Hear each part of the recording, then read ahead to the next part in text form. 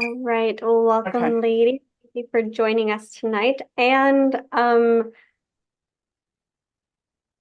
Kathy or Makia or Joetta, are you guys able to use the chat? Is the chat function working for you? Um, yeah, I see chat. Okay, like if you wanted to. So Hmm. does it Please address join. with I think you attendees can or choose host and if you want to panelists? go just a host and panelist or just everyone. I can see that you raised your All hand, right. so that function's If working. somebody put something put hi in chat so we can see if we can all see it. I'm going to mute for just a second. I need to walk. Mine says chat disabled. Okay. Okay. Yeah, mine says chat Um, disabled as well. Okay. all right. So, Diana, I'm gonna ask you if you can click on the chat. Um, does it give you any options to? Oh, here we go. Just kidding. I found it. I found it. I'm a co-host, so I can do that too. We should all be able to talk now. Yes. We got your hi. All right, yay. Nice. It's technology. It's always such a fascinating ride. So what we're going to start tonight is our theme, and we are so blessed because we have all of these women coming together. And our goal is for this to be very collaborative. And so we are the Collaborative Edge. And we have Katrina, who is an aromatherapist. Diana is a life coach, and I am a menstrual cycle coach. And what our goal is for all of us to combine all of our skills and aid each other and the women around us in order to uplift communities. So, what we're going to be talking about tonight is how we can thrive, not just survive during this really busy season. Because I don't know about you guys, but like we have CO visit this week, we have assembly, all of these crazy things are happening. All the sales are about to start going on, and it's a busy time of year. And that's just for us, let alone everyone else with holidays and things. And with this busyness can come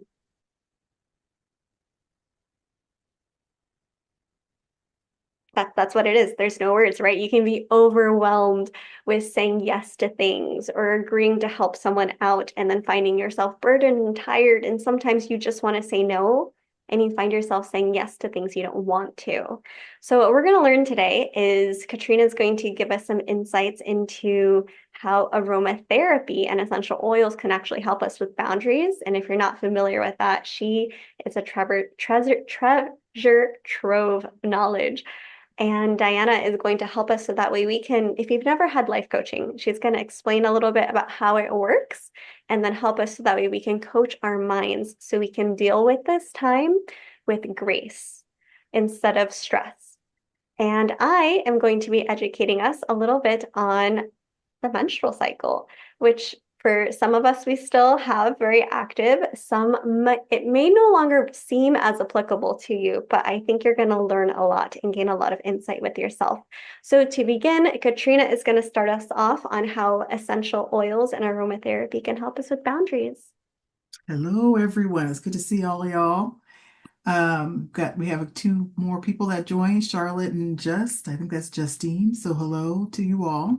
Hello. Um, hello. First thing I'd like to ask is with you can put a one or a two. Number one is like, are you new to essential oils? Or number two, do you use essential oils now? So if you guys could put a one or two in the chat, or 1.5 from my Kia, that's funny. All right. Joyta uses it. Awesome. All right. That's cool. Kia, if you could mention real quick why you put 1.5. Would you like to share? I use it sometimes, like I've used it in the past a lot, but then I kind of forget that I have them. Okay. And yeah. All right. Well, maybe this will help you to remember you have them just a little bit. And if you have questions, you can always ask me. I see Charlotte and Just, you guys are one, so this is totally new to you, the the essential oil aspect, I would take it. Am I correct? Would anybody like to say yes or no? Yes. Well, And who's that? Charlotte? Okay, yeah, this thank is you. Charlotte. Yeah, no, I know a little bit about essential oils, but not a whole lot. So All right. Well, welcome. thank I'll you. give you a little bit of information here. There's a whole bunch, but I'm going to give you just a little today. But like I said, if you have questions, you can always reach out to me. I'm going to share my screen, so bear with me as I get this set up real quick.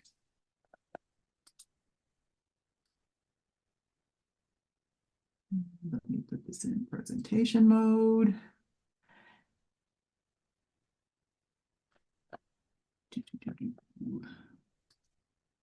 There we go.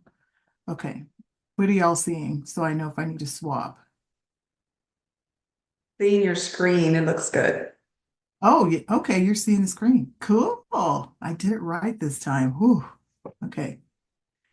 All right. So, again, just introduce my business. It's called Cat's Aromatherapy Services, and it help you discover your inner wellness potential. I help you to do that. And I'm just going to explain a little bit about what aromatherapy is. So let me just move this to the next screen. Hope it's thinking for a second. So hold on. There we go. Okay. So actually, that's the wrong. There we go. Here's the screen I want. What is aromatherapy? And it involves a lot with the essential oils. It helps with the wellness. Just a second. I need to move something out. Okay. All right, so it involves it uses essential oils. I use that for wellness benefits and help with that. As it says here, although the word aroma sounds as if it benefits comes from just inhaling it, there is several ways that the oils can be used. So with inhalation, as it brings out, this is one of the most common methods. It can be diffusing the air, using a diffuser or in a spray bottle or with oil droplets. And when you inhale the aroma, this can stimulate the olfactory system, which is responsible for our sense of smell. And it has a direct impact on the brain, particularly the limbic system, which is linked to emotions and memories. A second way with essential oils they can be used is to use it topically. They can be applied directly to the skin, often diluted with a carrier oil, like it says coconut or jojoba oil. And this method is used for massage, skincare, and treating localized issues like muscle pain or skin conditions.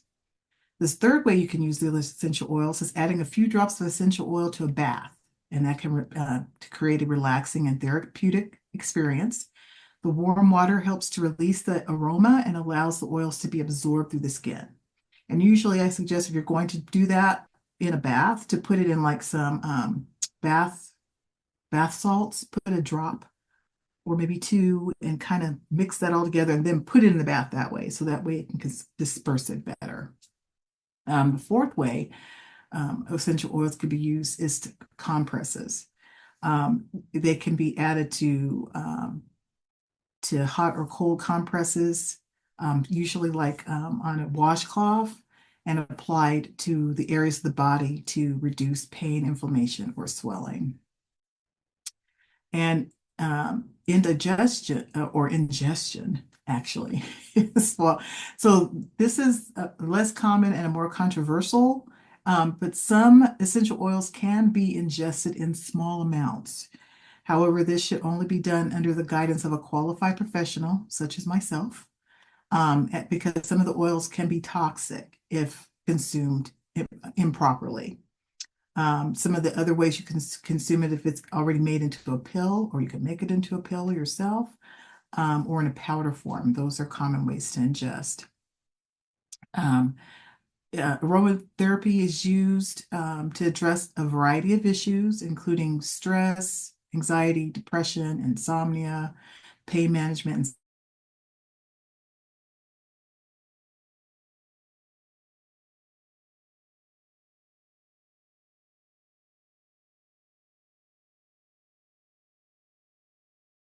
Are we still connected with Katrina? And that's to more stimulate. So there's different variations of essential oils also. And also peppermint is another one that most people are familiar with, and that can help with headaches and digestive issues. So for some people, it can help with their migraines. There's a lot to it. So those are a couple of examples there.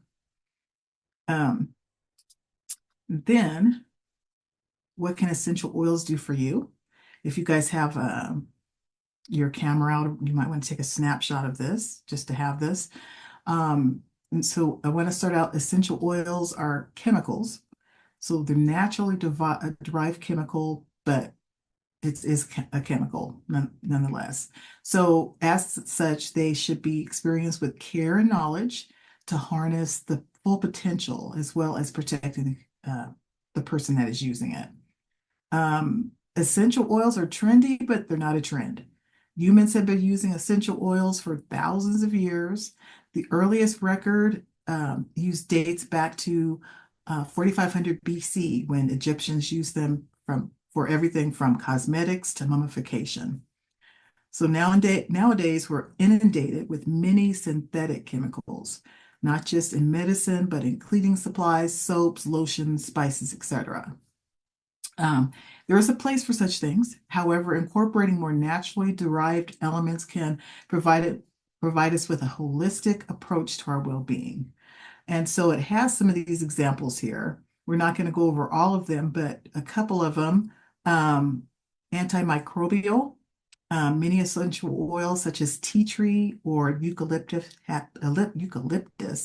have strong antimicrobial properties, and so it makes them effective against bacteria, viruses, and fungi. Anti-inflammatory, many people are real familiar with that word. So oils like chamomile or lavender can reduce inflammation and soothe irritated skin. And then I'm going to skip down to immune support. Essential oils such as tea tree and eucalyptus can boost the immune system and help fight off infections. So they really have some really great benefits to them. Okay, so then I'm going to go over here. This just kind of shows a little bit. You might want to take a picture of this too.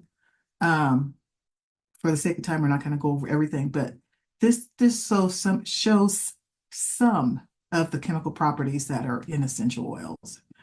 And so I'll take an example. I will do the terpenes, which is the first one. These are the primary constituents of essential oils, and they include monoterpenes, sesquiterpenes, and diterpenes. And they're responsible for the aromatic qualities and have various therapeutic effects.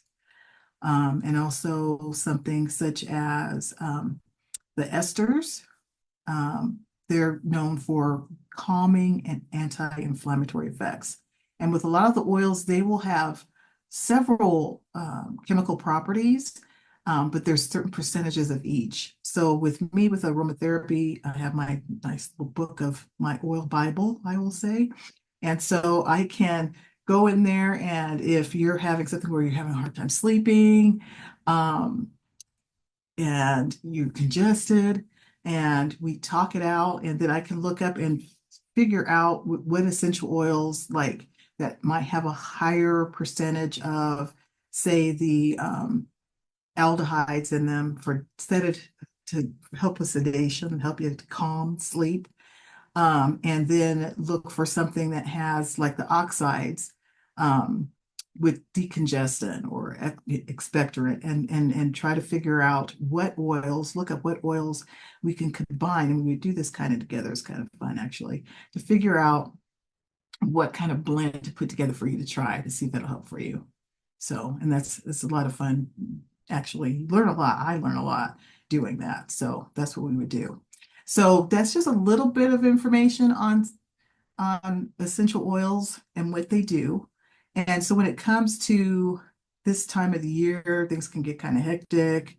And we're going over boundaries in this webinar. And if you help with maybe saying no in a nice way, And so I have come up with this Boundaries Essential Oil Blend. I did a little research and so this one, that's what I call it, Boundaries Essential Oil Blend. So you might want to take a picture of this too. It has, as it brings out, it has clove, bergamot, lemongrass, and opopanax essential oil. And I have the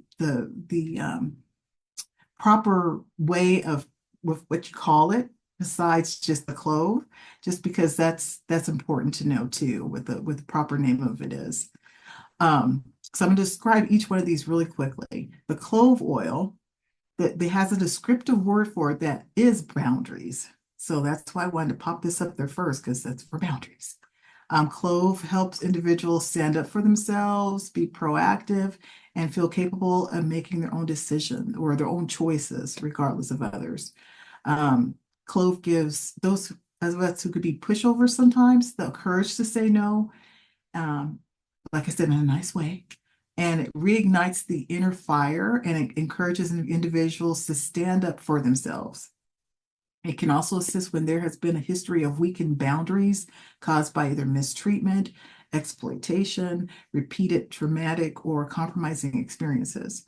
And clove is helpful in breaking free from these patterns by restoring the sense of self and helping individuals regain the strength needed to advocate for their right to self-containment and protection. All right, and with bergamot, the descriptive word for that is self-acceptance. So bergamot relieves feelings of despair, self-judgment, and low self-esteem. It supports individuals in need of self-acceptance and self-love. And bergamot has a cleansing effect on stagnant feelings and limiting belief systems.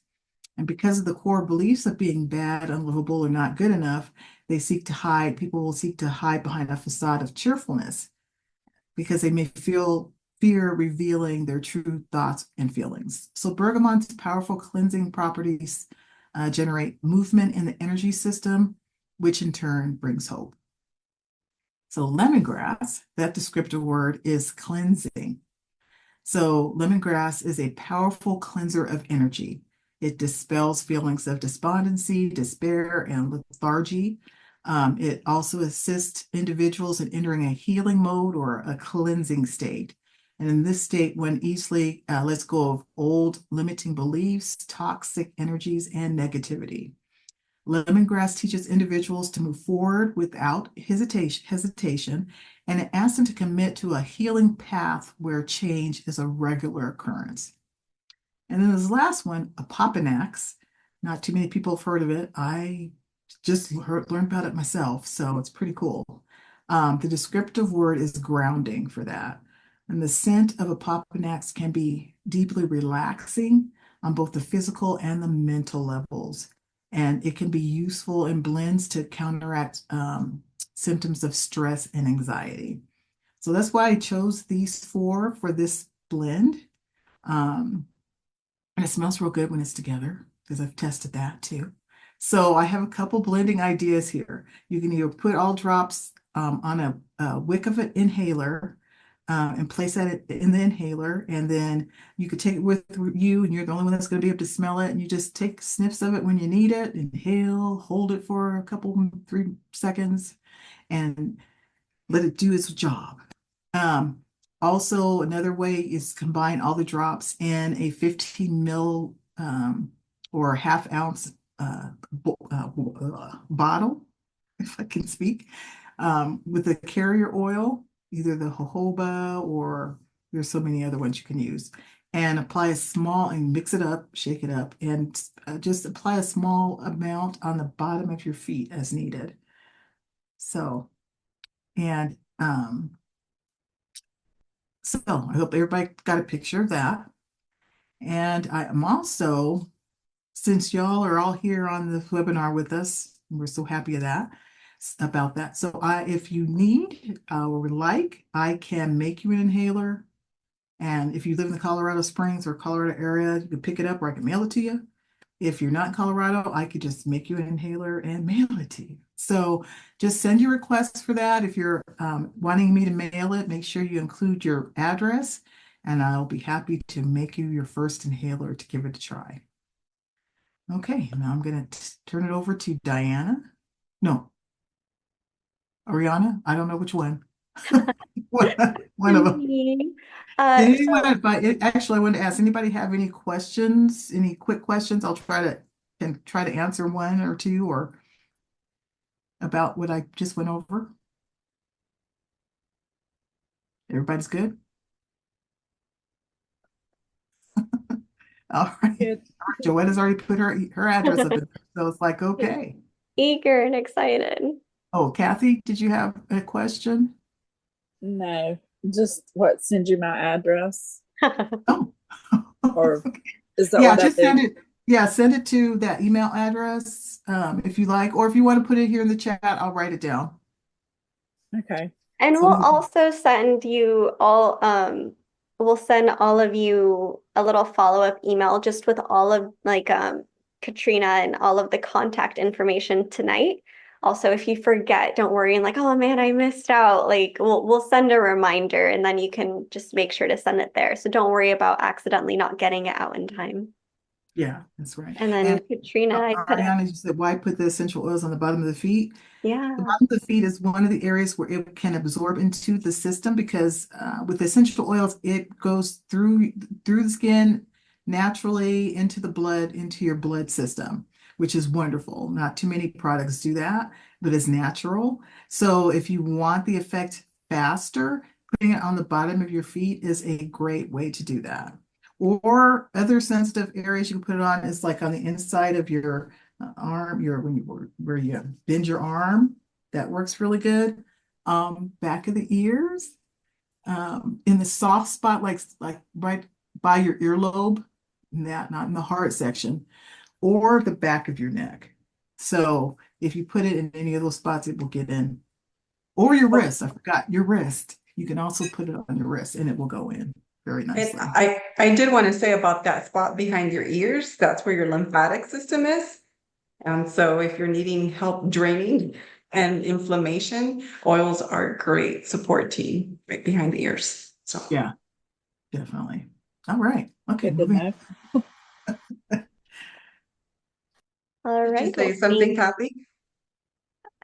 Kathy is super eager and really wants that inhaler. I think she I said said good to that's know. good to Yeah. know.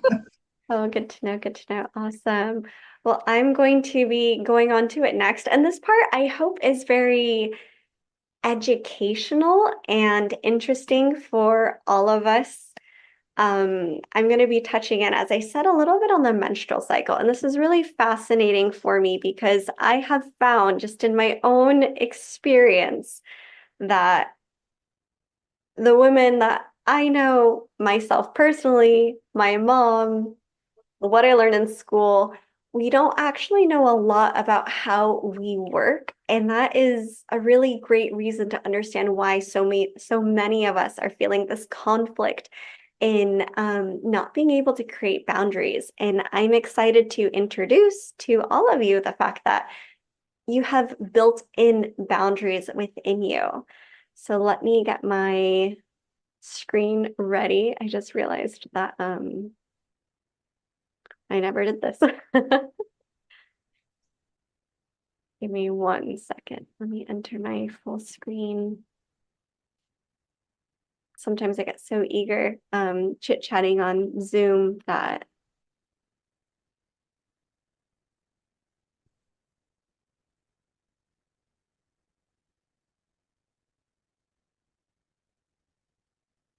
oops, nope, I don't want you guys to see all of that. Give me one moment. Technology is dynamic.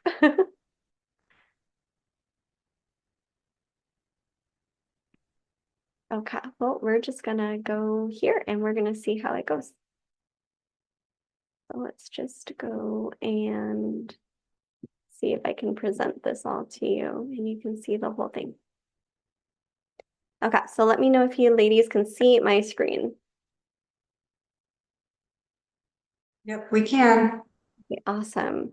Yeah. So I hope that with what it is that I share with you, we can all learn how to thrive in every season of our lives.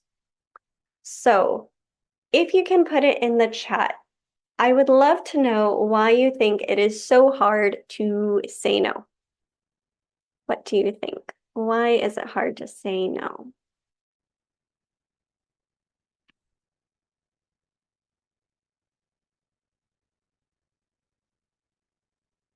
Because we don't want to hurt anybody's feelings. Okay. Mm. Wish I knew. Disappointing people. Yeah, that can be a really hard one. Feeling guilty, wanting to people please everybody. Okay. Totally relatable. Why do you need help creating boundaries in the first place? Thinking you have time is one reason why you might not have boundaries. You think you can do it all, so you schedule it all? Okay, so why do you think you need help creating boundaries?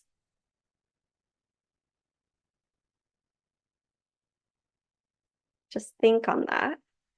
And I would really love to know, what does it mean to thrive? That's the one. If you can put that in the chat, I want to hear that one. What does it mean to you to be able to thrive in every season of your life? Okay, taking care of yourself too.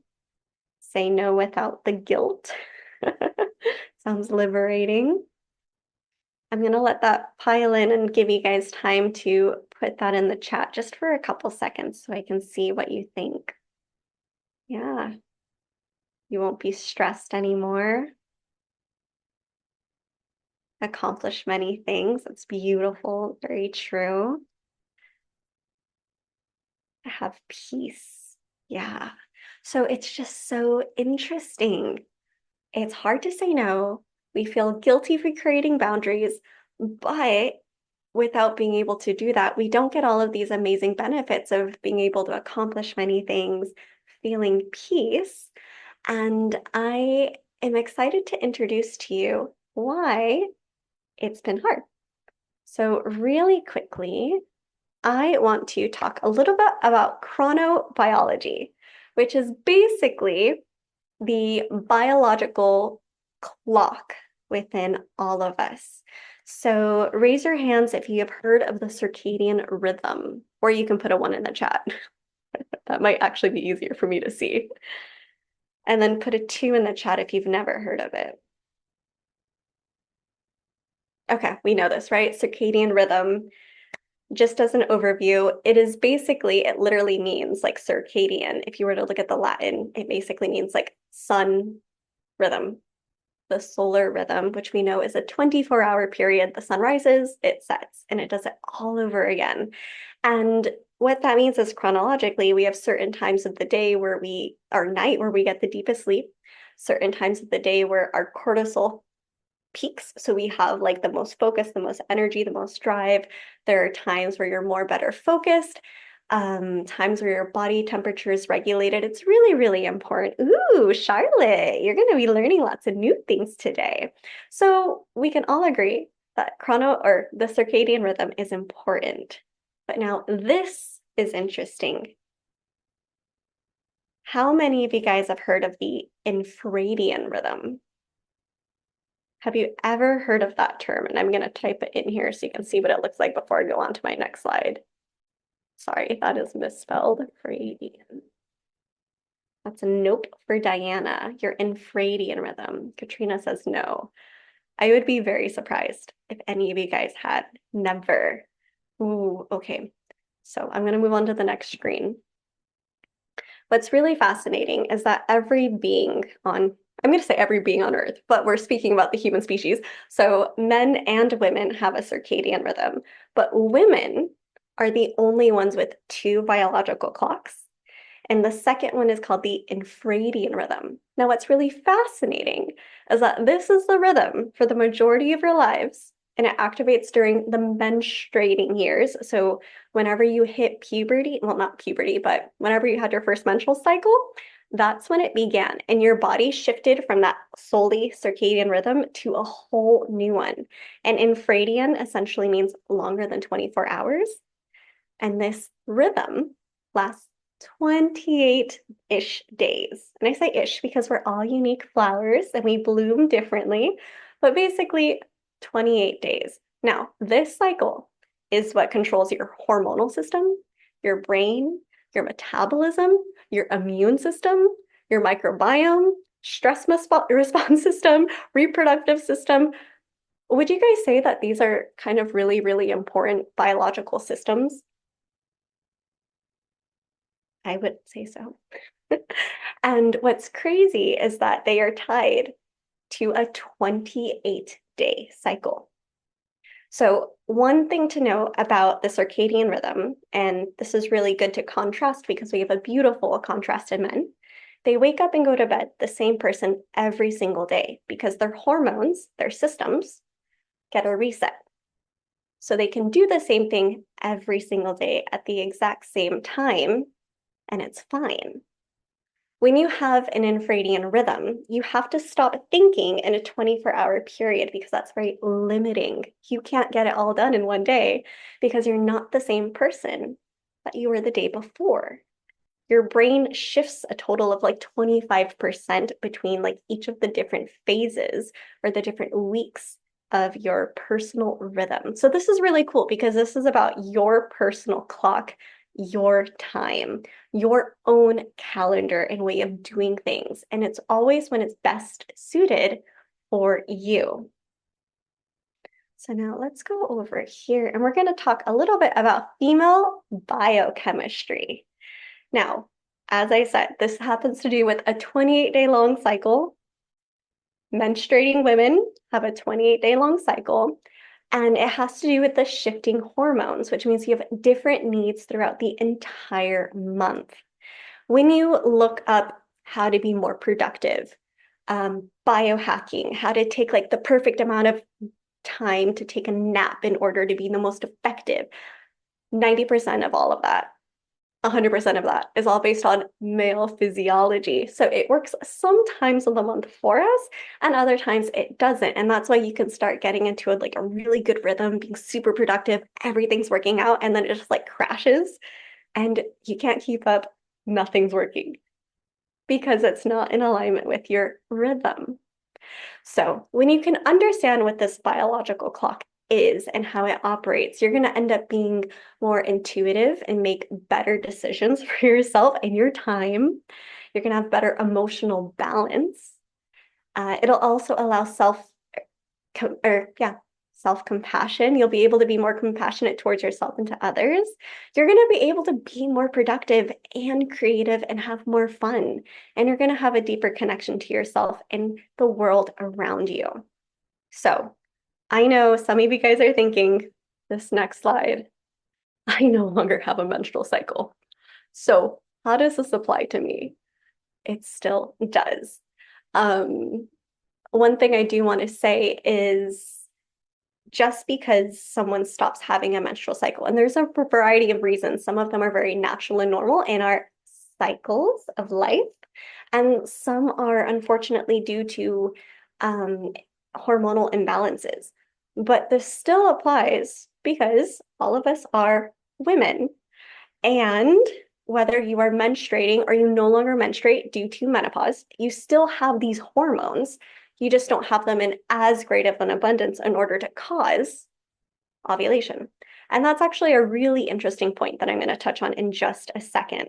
But I also want to just give a little bit of an illustration if you think, okay, well, my menstruating years may be far behind me. I know all of us have experienced times where we were just being a little bit maybe lazy or we were working a lot and we weren't getting enough sleep. How do you feel when you are sleep deprived and you can't get back into a good sleep cycle? How do you guys feel? Put that in the chat for me. Katrina's like, yeah, this slide is me. I no longer have a menstrual cycle. Okay, Makia feels angry. Okay, yeah.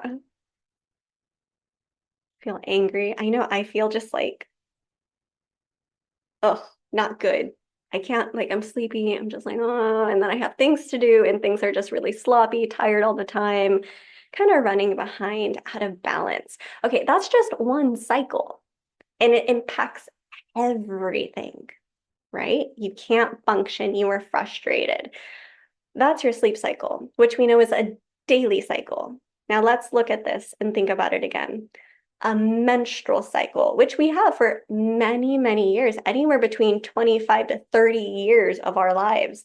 So if you look at it, for I don't know how many of us, how old are we, but that's a major part of our lives where we're supposed to be synced up to two different types of clocks. I don't know if you guys can see that. There's like one that's like this and then one that goes. This still applies because if you have, or if you experience during your menstruating years, any sort of hormonal imbalances during menopause, if you had like a lot of hot flashes, a lot of really, really extreme symptoms, that is a reflection of the imbalances that were occurring during your menstruating years. And this is important because the menstrual cycle is so important. It's been named a vital sign. How many of you guys know what a vital sign is? Like if you were to go to a doctor's, why would they check your vital signs? Do you know what they are?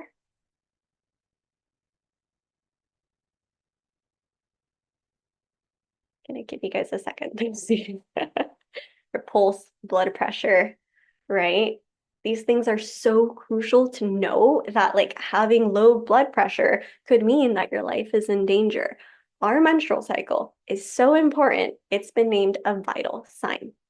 So whether you had a menstrual cycle and no longer have one, the experience that you had is still really valuable information for your life and the things that you're going through now. Because just think, if you lived an entire life sleep deprived, and then you got to being menopausal, no longer having a menstrual cycle, it's like, maybe if I had had more sleep, I wouldn't have some of these other health issues or these imbalances, right? That's just, we know that from sleep.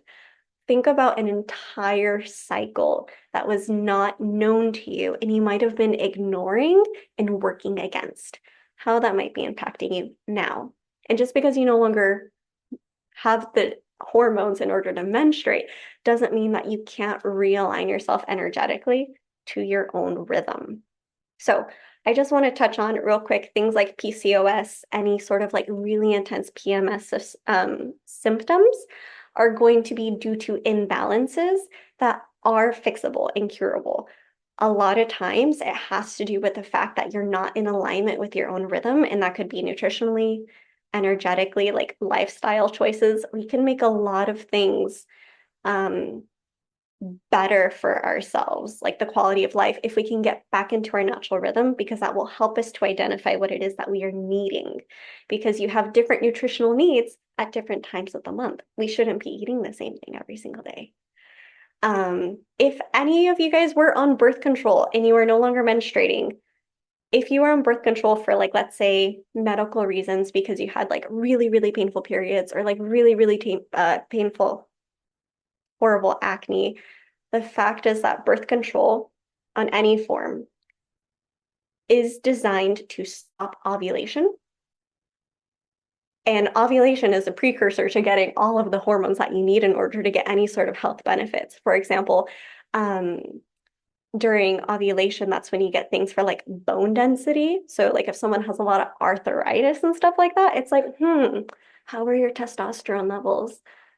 And did you even really get them, or were you pulling and draining your adrenals to produce that because your ovaries weren't doing it? That's where we make our testosterone in our ovaries. So it's really, really telling. Also, not so fun fact about birth control. If you were ever on birth control, or if you know a woman who is, and she has like a hormonal bleed every month, it's not like a real menstrual cycle because it's designed to stop ovulation. They don't actually end up producing progesterone, which is a hormone I'm going to touch on in a second. And so they don't actually have a menstrual cycle. The birth control pill was designed in the 1950s. And you can just look at that mentality back then to understand why they would make something that looks like something is really there, but it's not. That's a confusing sentence. I don't know if you guys have ever made like a box cake recipe, like brownies, cakes. When they came out with that in the 1950s, it was really revolutionary because like all you had to do was like add water and you could have a cake. And people were freaking out thinking, no, you need to use milk and eggs and oil in order to have it cake. Like you can't just add water. That was really freaky. And people were like, we're not going to use this.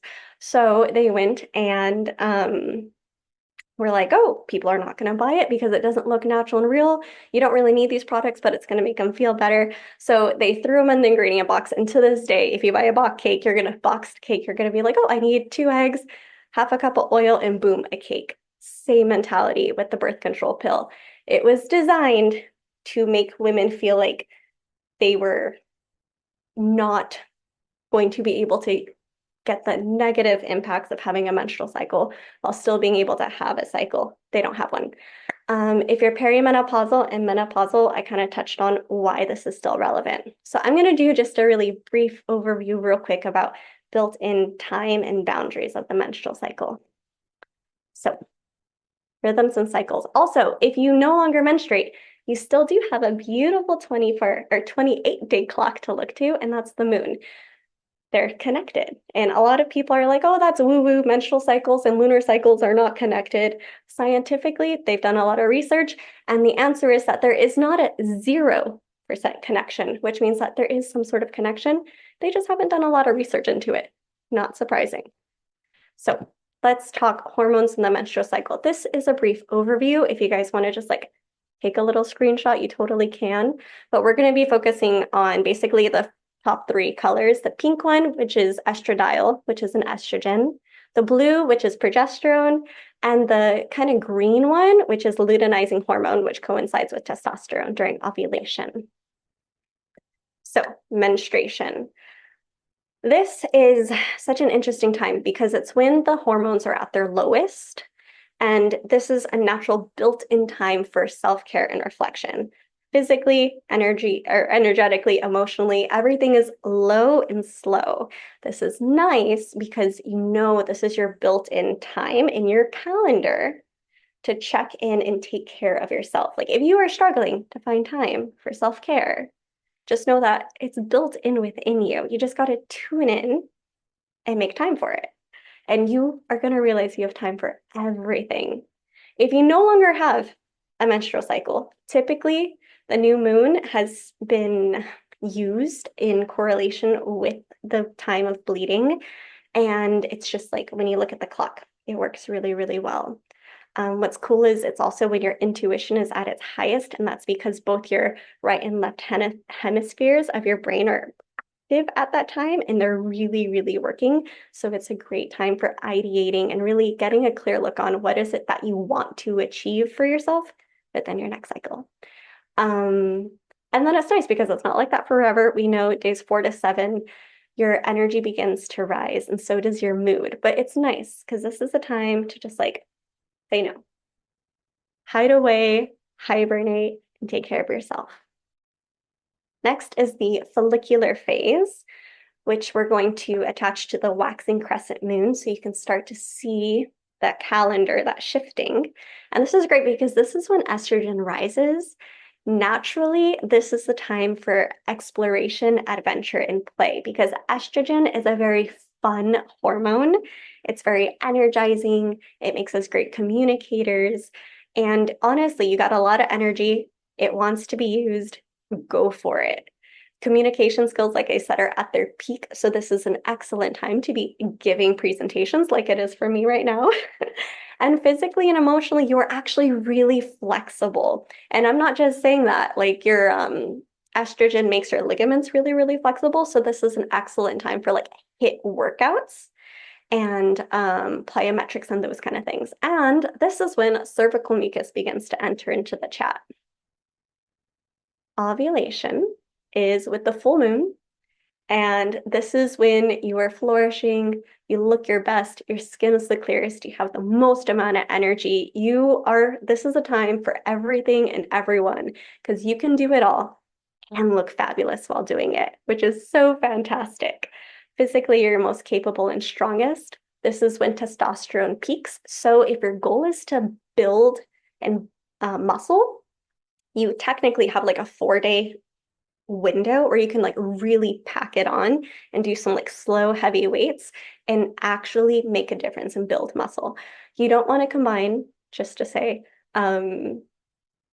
heavy weights with fast movement during this time because you still have a lot of estrogen, which, like I said, makes your ligaments very pliable. And so you don't want to like accidentally overextend and injure yourself.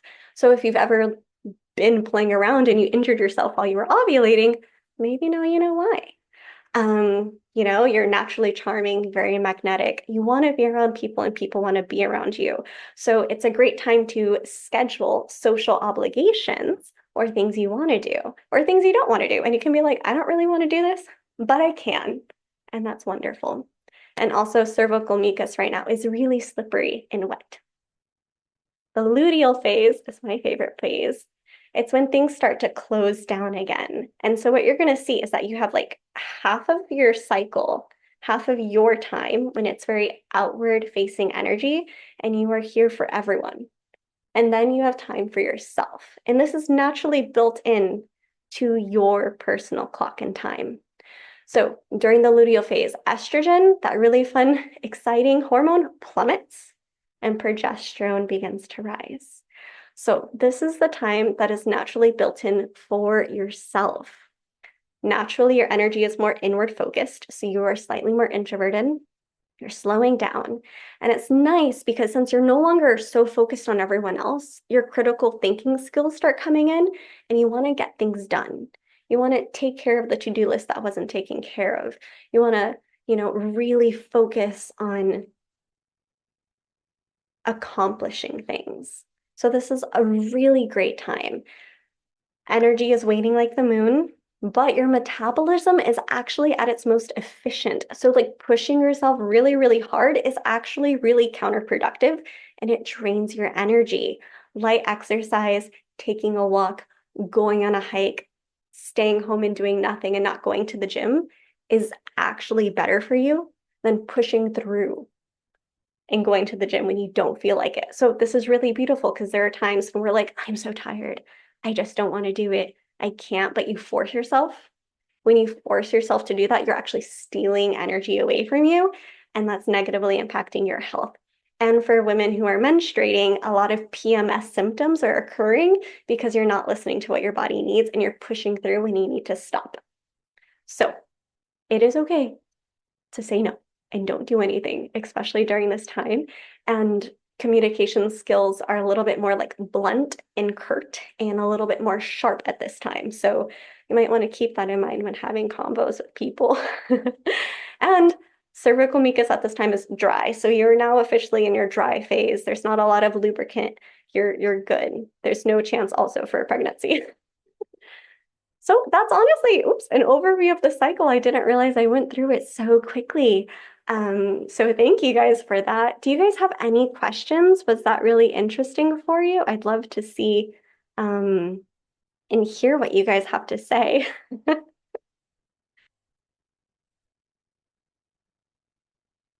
You go right over here. Oh, so interesting. I'm glad you think so.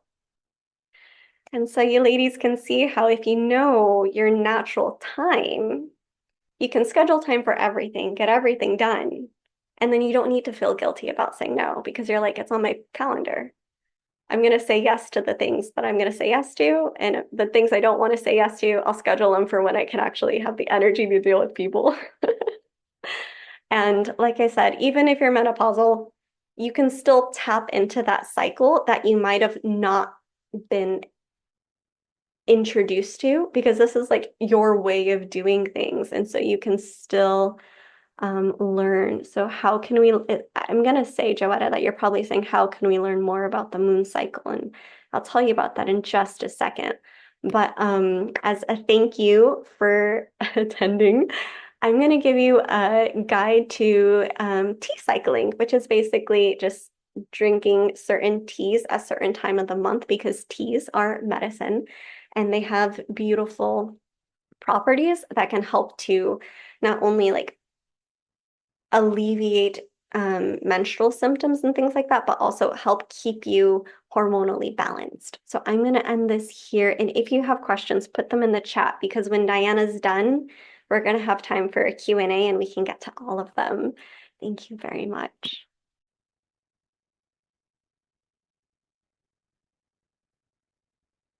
And Charlotte, I'll make sure to include the presentation. So if you want screenshots, oh, question, do women sync up? I gotta answer that. People say no, but I tell you not. I do tell you. When my mom and my sister and I lived together, we like had separated like all of our ways, and then we got together again, and all of our cycles synced up again. So I believe that they do. And there is some data out there that shows that there's in your vagina, you have like your own little microbiome. And so we do also exude pheromones. And there's some science that does show that when women are all together, there's some sort of a communication happening. So thank you. And Diana, the screen is yours. All right, thank you. Well, guys, I'm happy. I'm loving that you guys are enjoying. I'm assuming that you're enjoying our presentations. They're very knowledgeable. Definitely as women, these are like beautiful resources that we have at hand so that we can definitely thrive, especially in the times that we're living in. You can definitely be resilient when you are aware of what's going on in your own body. So I think that's a beautiful thing. Thank you, Katrina. Thank you, Auriana. All right. So as for me, I am a life coach, and what life coaches do, they're here to help you navigate the really the complexities of life. Life become a little bit more complex when we tend to overgive and we become unbalanced to where we lose clarity as to what's important into our, when we lose perspective of the more important things, and we end up our mental state of being and emotional state of being and our physical state of being, it becomes impacted because we have lost balance. So I am curious if you guys would just put in the chat if you today is about learning how to say no so that we can thrive.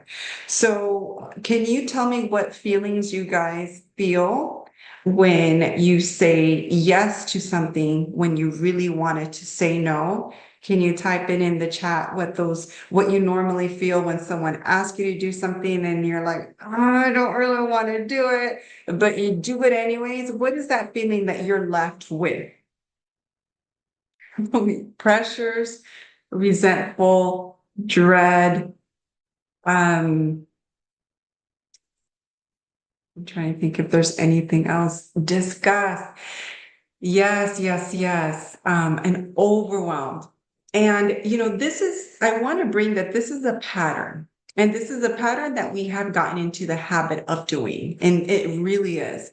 And as a coach, what we do, or as what I do as a coach, is I help you overcome those patterns that you have set. And it's really thinking patterns. I won't really get much into that today, but there's always a thought that's going through your head that is not working for you, but against you when you say yes to something that you really wanted to say no to. And so today is really about reclaiming your life. I'm going to give you a really short formula and that you guys can use as a way to bring some more balance and harmony into your life.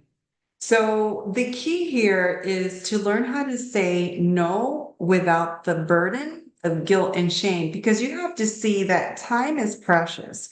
Your energy is precious. You are precious. And so these are all gifts, right? These are all forms of gifts. And whenever you say yes to something, you want to be able to come whole soul, whole mind, whole being.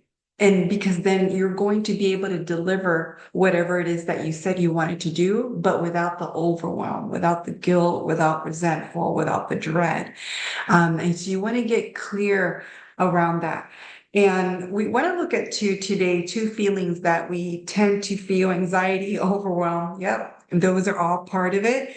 I'm going to look at guilt and shame, because guilt, and especially guilt, resides, and I'm going to lower my screen, but it resides right here between your lungs and your heart.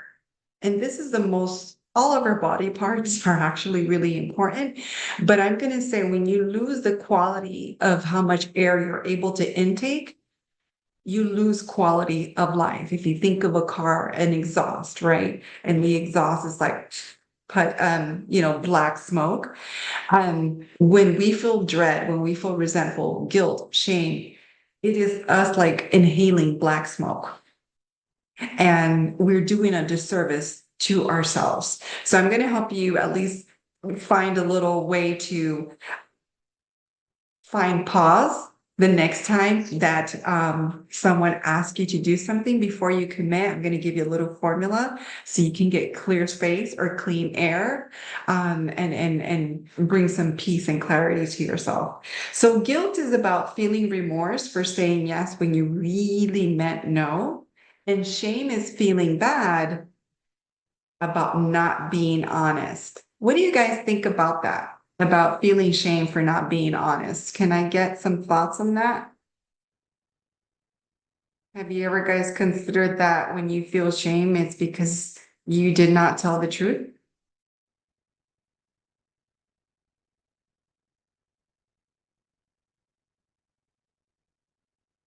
Yes, that's true. Yes, I have been there. Exactly. So it's like lying to yourself. And it is. It is a form of lying. And we may not have thought about it like that, but how can you set boundaries with someone else if you cannot set boundaries, healthy boundaries with yourself? Okay. So the impact of guilt and shame, amen. Thank you, Katrina. So the impact of guilt and shame is that it really, I know some of you guys said anxiety and overwhelm, and it is. It actually, it takes a toll on your emotions, on your emotional state of being, which is your nervous system, right? Which is very important for our health and emotional regulation. And so when we lie to ourselves, or when we compromise ourselves by saying yes when we really meant no, and really sometimes all we just need is a little bit of clarity to be able to come from a clean space. But when we don't come from a clean space, we end up creating a spiral, right? Of depression, of low self-esteem, lack of self-confidence, and we're only hurting ourselves instead of helping ourselves. And we need all the help that we can get. If we looked at just even our last two presentations, whether you knew it or not, you not only have your 24-hour daily cycle, but you have a 28-day cycle that you may not have been aware of. So we want to start being more conscious of our self-care with the words that we speak or we don't speak, by either saying yes or saying no. Behavioral consequences, avoidance, procrastination, and self-sabotage. Because at the end of the day, we're always doing it to ourselves, right? We overeat. When we're stressed, we overeat. We lack sleep. We lose energy. And so this is not conducive to our well-being. And most importantly, it affects relationships, because whether we realize it or not, when we tell a lie, the other person, they're grateful for you saying yes. However, that relationship is not built on honesty, and the impact is always felt. And so strategies to being able to say no. And I'm going to ask you guys, what strategies do you have for saying no?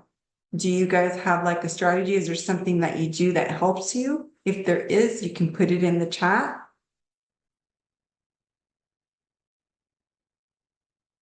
And say no to everything. Okay, well, I mean, that is one way. That is definitely one way. But I'm gonna give you another way. So first of all, it's important to find balance, right? So you want to give yourself some time to respond. So let's say someone, I love this one. Yes, let me speak to my husband first. Okay, I love it. That is a great one. And that's what I was going to say. Finding balance is giving yourself some space and not responding firsthand. So that would look something like, you know what, let me get back to you. And I love that one. Let me get back to you, because automatically you're not saying yes. You're just like buying yourself some time. The next one is to get clarity. And this is really important, because when you remove guilt and shame and you kick them out the door and you start looking at self-care, compassion, self-love, and it's like coming from a place of self-love, of self, of a healthy relationship with myself. How do I really feel about this? And I have a little exercise. If you have pen and paper, you can do it now. You can think of the last time that someone asked you to do something that you really didn't want to do. It could have been today. I mean, it could have been one of the kids. It could have been someone at work. And in that piece of paper, I want you to draw a little stick figure. That little stick figure is you. And I want you to draw, how did you feel when they asked you? If you had a negative feeling, I want you to draw a circle around you. Now, I'm curious, if you do this exercise, what type of circle that you draw around you? And what does that circle look like? Is it a tight little circle, or is it one that's expanded? And the reason this exercise is important is because sometimes people are like, well, I need an answer now. And if you want to know how you really feel, all you have to do is draw a little stick figure and draw a circle. If that circle is tight, that's because you have no room to breathe. That answer, your body is telling you, no, listen, please listen. If it's a nice big circle, and there's so much room inside that circle, you actually have energy to give. You're in a good place mental and emotionally, and you're like, yes, I can. I would love to help you. And so these are just different tactics that you can use to be able to help either buy you some time, or if you're needing to give a response and you want to come from a place of honesty, you're just not sure, just draw a little stick figure and draw a circle. If it's tight, there's no room for energy. There's no room for anything in there. The best thing that you can do is just say no. All right. So then I have 3 techniques that are filters for you, and they're really just 3 questions. And this is question number 1. Will this make my life easier? What do you guys think about that question? Do you think that question would help you be able to either say no or say yes the next time someone asks you to do something? Will this make my life easier?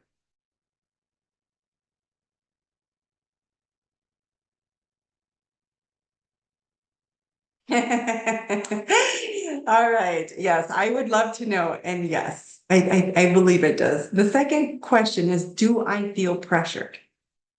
And this is you doing like a self-analysis. And the third one is, am I coming from a place of love? And I think this is important because love can get distorted when we put other people's interests ahead of our own. And then we end up self-sacrificing, feeling overwhelmed, feeling resentful, guilt, shame, and then we don't have fun, right? We're not doing things with joy. We're not coming from a place of fun. And then the cycle begins again. So one of the things that we can learn how to do is to release and let go. So find balance, get clarity, ask yourself some questions, and release and let go. This is important for the part of guilt and shame. So let's say that you give yourself some time and you're like, you know what, I'm going to think about this. And you go home and you think about it and you're like, you know, I would love to. I honestly I'm not in a position to say yes. I'm not. I'm already overwhelmed. I cannot take on another task. But how do I say this in a way that the other person, because we're always thinking about what the other person, what are they going to think about me? What are they going to say? And so you want to first practice gratitude. You want to practice gratitude in your mind before you respond to the other person, as to the other person for thanking them for thinking of you. but you also want to thank yourself for thinking of you. And you want to write a response. You want to write a little response, and that response goes like this. Thank you for, I would love to, but I can't. I know that you will find the right person to help you. Thank you so much for understanding. And I love this little response. If you guys want to put down in the chat, I'll read it one more time. Tell me what you guys think. It says, you're going to thank that person for whatever it is that they ask you to do. And then you say, I would love to, but I can't. You don't have to give an explanation. That's all you need. I know that you will find the right person to find you, and thank you for understanding. And I love that last part because you're really telling yourself, thank you for understanding me. And so I did read that second question. The second question is, do I feel pressured? Good ideas. And so as you can see, does this not hard? This is you now creating boundaries against yourself. It's finding a little formula that works for you, whether you buy some time, whether you write a response, whether you go take care of your needs first and get some clarity, whatever it is that you need. These are just tools or techniques just to help you do it. But the most important part is ending the cycle without the guilt and shame, because we can do this, right? We can say no, but then there comes times where that contributes there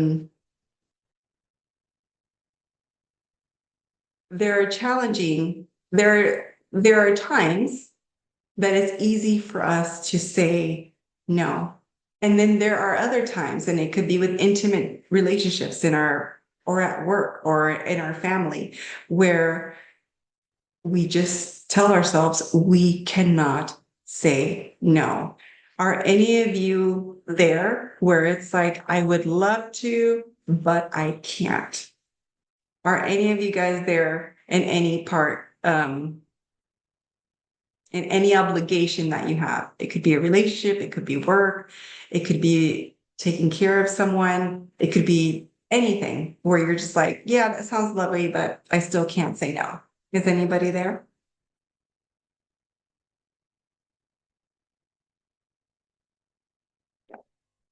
Yes. Yes. Yes. Yes. Okay. So I'm going to speak. Okay. Thank you. I'm going to speak sincerely from heart to heart from one coach to you guys. And this is where the coaching comes, because coaching is not just about giving you strategies. Coaching is really just about helping you overcome your limitations. And I speak that clearly because whenever we cannot say no to something is because we have set up limitations, mental limitation as to why we can't say yes. And as long as we believe that there's a reason why we have to do something, we will not find another way. And there is always another way. Now, if we want to do something and you're doing something, but you're still feeling guilt and shame and resentful, then that's where coaching comes in. Because as a coach, I will challenge you to face your guilt and shame, right? I will challenge you not to learn how not to beat yourself up. Because if you're not going to sleep feeling satisfied and getting a full night's sleep because you put a full day's work in from a complete place, then you're doing a disservice to you, and you're doing a disservice to the other person. So, with that comes judging. We criticize our decisions. I should have, could have, would have, and there comes that regret. And your life is too short to live our life with regret. So how do we end this vicious cycle? And it's a form of people pleasing, right? It's a form of lack of boundaries. It's a form of lack of honesty. Do we see what's going on and how we've lost integrity with our relationship with ourselves? Well, that's where coaching comes in, right? Coaching comes in to help restore your sense of self, to help become self-contained and set boundaries. If you say you're going to do something, you do something, but you set a limit. and you end it there, and then you take time for fun, time for you, time for the more important things. Feeling capable again. When we don't know how to say no out of guilt and shame, we have lose the capacity to be capable women. And we as women are very, very capable. So if you would like to coach with me on a one-on-one, I'd love to coach with you, help you overcome any obstacles that you may be facing. And I'm not sure if I have a slide up, but I think it'll be in the email. You can email me, Diana Tapia at gmail.com. We can do a one-on-one sessions. You can get some clarity and help overcome any obstacles. But the first step in anything is awareness. So that is what you guys have gained today, is awareness. The second thing is to overcome the limitations that we have set up for ourselves. And so that's where coaching comes in. So if you have any questions regarding any of what we spoke today, or if you have a situation that you're like, how would I overcome the situation without the guilt and shame, and you'd like some coaching on it, I can do that as well.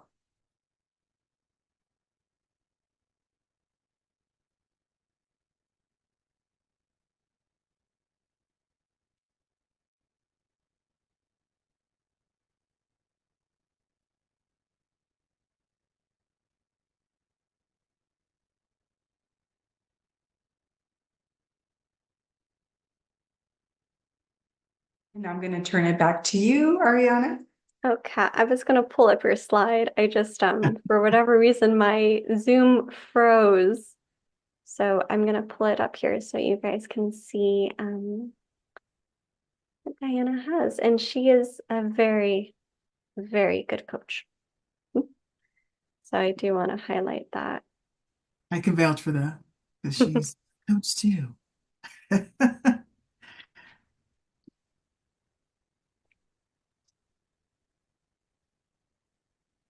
Just gonna hope you guys can see it. You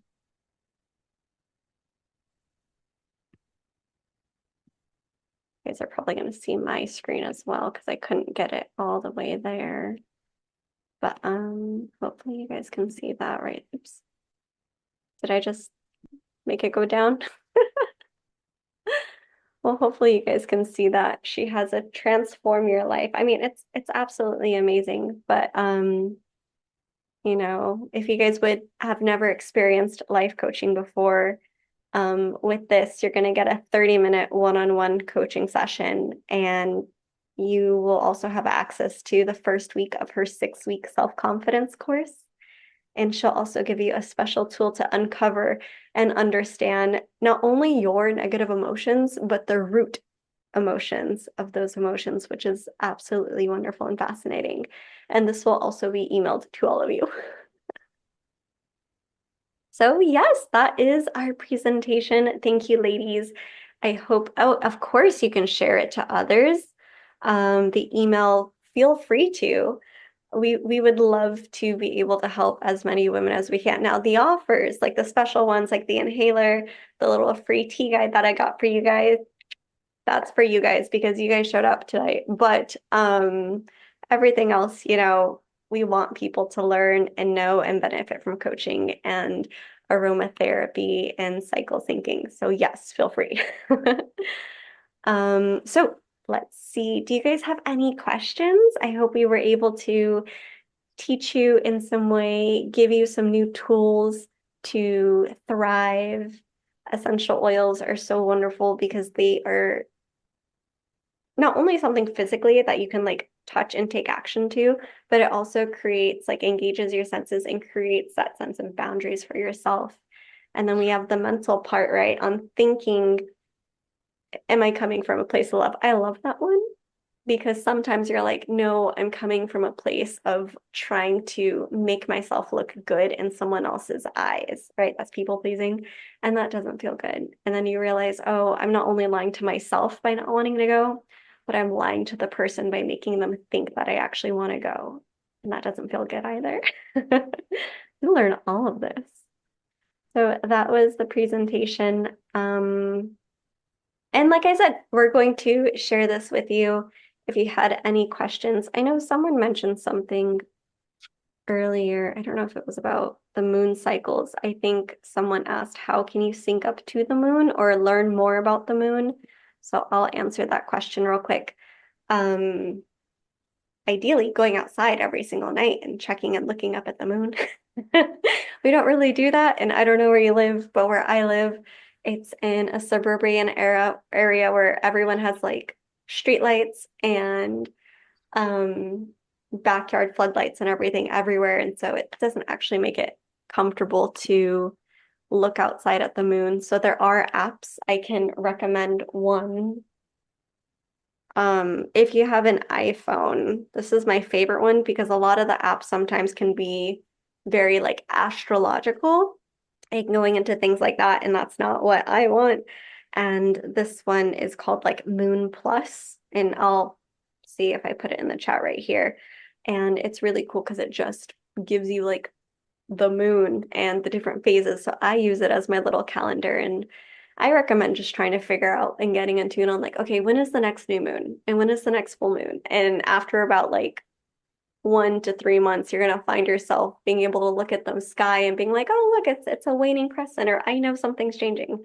And that's the best way to look at the moon. So I think if you have an iPhone. I do want to say something regarding working with the moon. When I first started doing this work with Auriana, since she's a moon coach, each week there is a, when you work with her anyways, and this is for all women. However, learning how to reset that 28, I don't remember the name, but the clock. I remember when I first started this work, there is actually a process, and I think it's so important. We carry our emotions and we carry our negative experiences with us, and it's baggage, and we feel it, and we don't know how to let it go. And when I first started my journey, I did more of a little, I don't want to say little, but it was an introspect journey. I worked with Auriana, and she taught me these are the emotions that the body is in harmony with the moon this week. And these are the things you want to let go of, or these are the goals you want to set.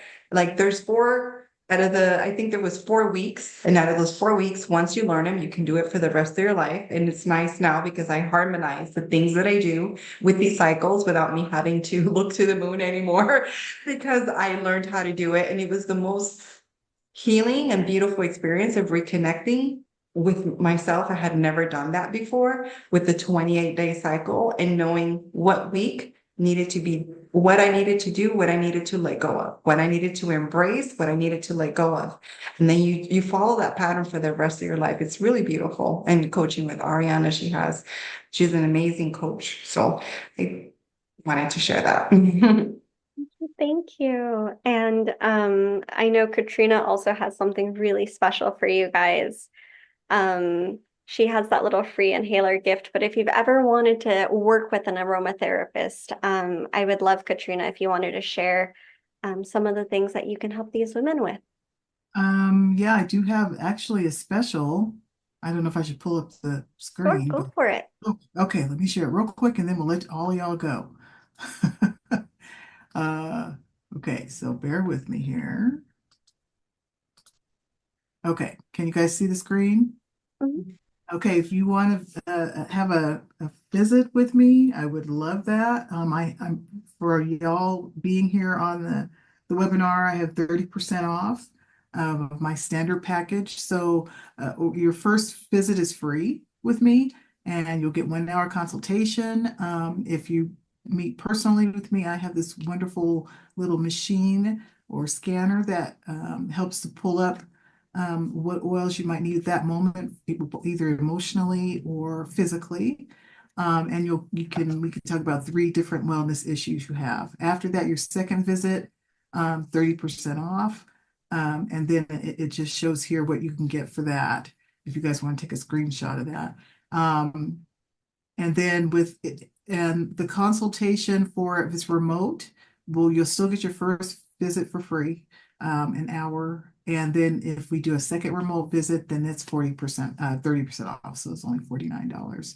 So, and that's an hour and a half session for both of those second visits. So that's a lot of time to get a lot of stuff accomplished. So this is something else you'll get, especially for being on this webinar, in addition to the free inhaler. So again, if you want, like I said before, if you live in Colorado Springs, Colorado, I can either mail it to you or you can come and pick it up personally. If you're not in Colorado, then I can just mail it to you. Just send me the information and I'll get it to you. So that's about it. All right, ladies. Well, does anyone have any questions before we wrap everything up?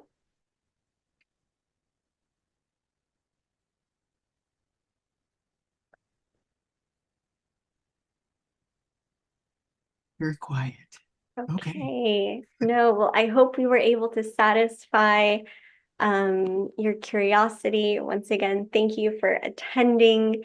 And yeah, don't forget to email Katrina because, you know, she has that free inhaler and we love free things. And for $10, you can literally get a coaching session, which is just out of this world. Thank you. Thank you. I hope you all have a lovely evening wherever you are and that this has helped you to learn how to thrive and not just survive. So we'll be ending it here. Thank you all. Have a good night. Bye. Thank you. You're welcome. Do we have? Thanks for being on, Micaiah. Yeah. No, I was just going to say that we normally, Hmm? okay. We normally have every month we have a different theme. Oh, So we want to invite you girls and we will email, I think, or yeah. is that what we're doing? We're When we emailing. come out with our next theme, we'll be touching on a totally different topic with new ways to learn how to use essential oils. And I don't know, we'll just figure it out, whatever it is. And we would love to invite you. So we'll send you an invite if that's all right with all of you. And if you want to tune in, you guys can. Okay, thank you. Thank you. Good night. Bye. Good night.